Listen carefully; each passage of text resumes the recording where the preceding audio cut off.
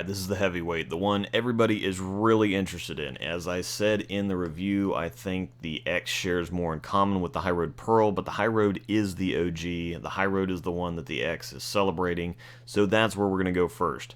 Now, I noticed something while I was editing my full review. There's a different look on video than they actually feel. The original feels sharper on the back end, so I tend not to hit it quite as hard, or I'm a bit softer at the bottom, because it doesn't need help to bounce back on the back end. As a matter of fact, if I do get all of it, it can be jumpier than I want or need. The X is so silky down the lane, and despite how strong it is on the back end, with it not being so straight or so direct on friction, I can get inside of it, send it right, and really hammer on it at the bottom and watch it climb back. Some people noted that the X was the one that seemed sharper on video, and I did notice that myself. I will still contend that the High Road feels sharper to me, but that's maybe just because it's so straight on the back end. The X is quite a bit rounder, so it may be quicker on friction, but because it doesn't stop and go straight like the OG does, it's not as angular after it hits friction, so it feels like I've got a bit more time to deal with when it comes to the X on the back end. Now that that didn't make any sense at all, let's get to some data.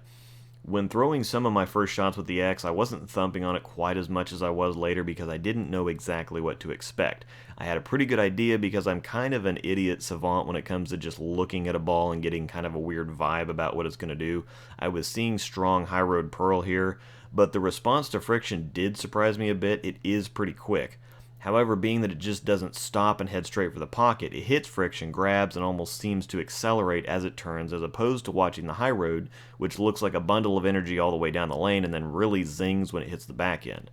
Watching the shots from the second center, at gauge center, the High Road does look more like it feels to me. It looks sharper at the break point, but like I said, with the X almost seeming to accelerate, it can be pretty tricky on the eyes, even on mine, and I've got about as good an eye for ball reaction as anybody out there. One thing that is obvious is that the X is stronger, trying to play the same spot on the lane on both the broken down pattern at the first center and on the fresh pattern at the second center. I did have to get a few boards left of the High Road because the OG definitely is a couple of feet longer down the lane. Now, despite the super shine on both of them, the R2X solid cover on the X is a stronger cover than the R2S hybrid on the OG, and I can feel and see that difference. Now, the good news is here that they're both great complements to each other despite seeming so close. I would use them in different situations. The High Road would see the majority of work on the fresh, and the X would be something I could get deep and wrap on after transition sets in and friction sends me a bit left. Something that's still going to hook, be firm, and be super continuous through the pocket. Even the High Road Pearl can hit a bit of a cliff if I get too deep with it. This one never did. It keeps coming. It's got that supercharged, hectic kind of feel to it. It doesn't give up on friction. It doesn't quit. It keeps coming. The OG and the Pearl are better, in my opinion, on fresher conditions when you can stay right of fourth arrow, and the X is still good further right, obviously. I just think it shines more and more the deeper you can go and the more you can hammer on it at the bottom. Once again, though, it looked really good for Angel too. Straighter players or people that the OG didn't work for are going to see a marked difference despite the apparent subtle differences. The fact that the X is a bit earlier, stronger, and rounder on the back end makes quite a world of difference to me, and I think it will for others too. I'm super excited about this ball if you couldn't tell. I try to stay perfectly objective, but at the same time, that's so when something special like this comes around and I really gush about it, it'll mean something rather than just trying to hype up every single ball to move product or something.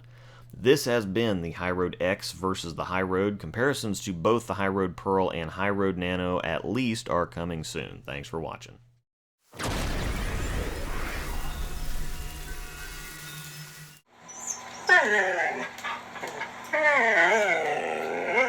For extra premium content, early access, behind-the-scenes looks, private Q&As, blogs, and more, join a passionate new type of bowling community at www.patreon.com/Luke Rosdahl.